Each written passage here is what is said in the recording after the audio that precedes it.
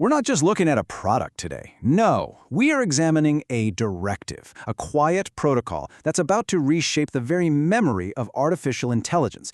It's a story about a deep, fundamental flaw, and the radical solution born right out of it.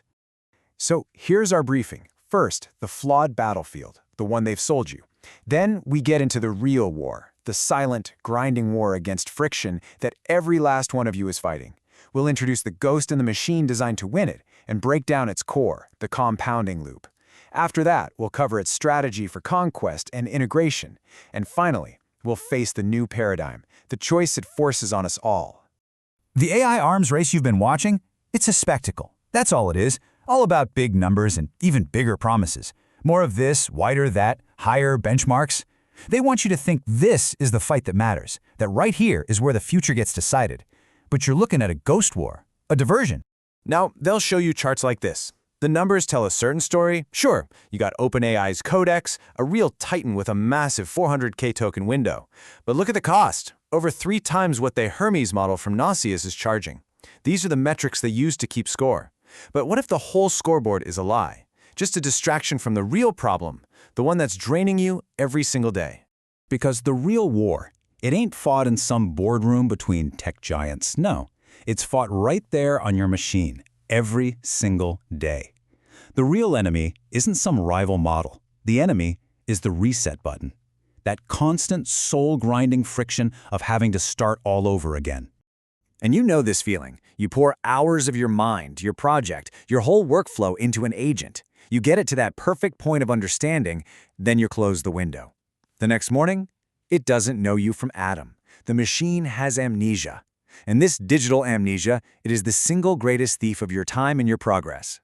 So let's be real clear about this. The critical flaw, the fundamental weakness in this whole generation of AI, it ain't its reasoning power. It's the forgetting. They built us a powerful tool with no memory, like an eternal intern on its first day, every single day. And that is the flaw Hermes was engineered to break. So out of that flaw, a new player steps onto the scene, one designed from the ground up with a single purpose. It refuses to forget. This is an agent built not just to do what you say, but to learn from it.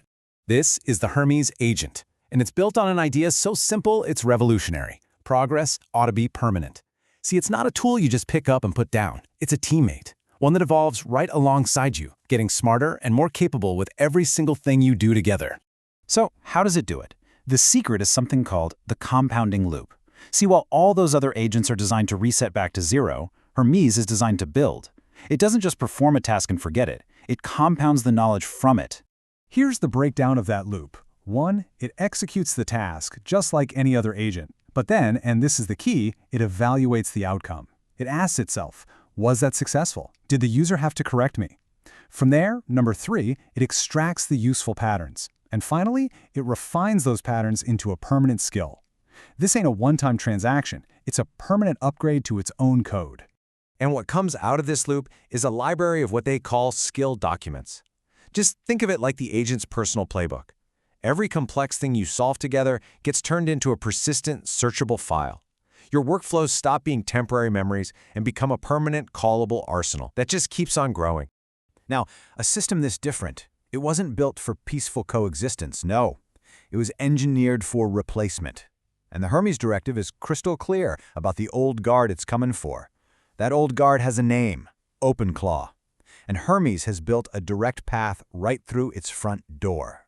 This isn't some theoretical thing, it's a practical weapon. They built a migration tool right into the system. A single command, Hermes Claw Migrate, designed to pull in your entire OpenClaw setup. See, they didn't just build a better agent, they built you a bridge to get to it. And Hermes isn't stuck inside some box. It's designed to live right where you already work. It doesn't matter if you're on Telegram, Discord, Slack, or just the old command line, the agent is right there with you. It weaves itself into how you already communicate instead of forcing you into someplace new.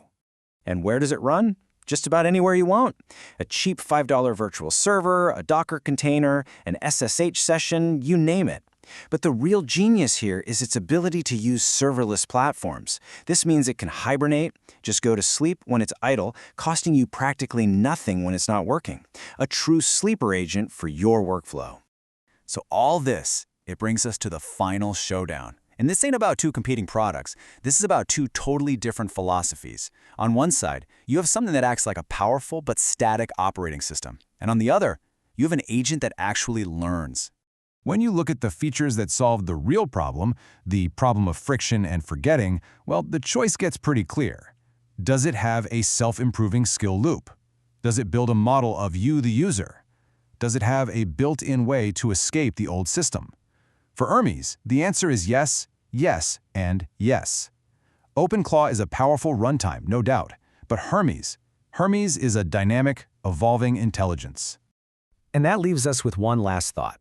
The whole promise of Hermes is that your agent ends every single day smarter than it started. So the question you got to ask yourself is, does yours?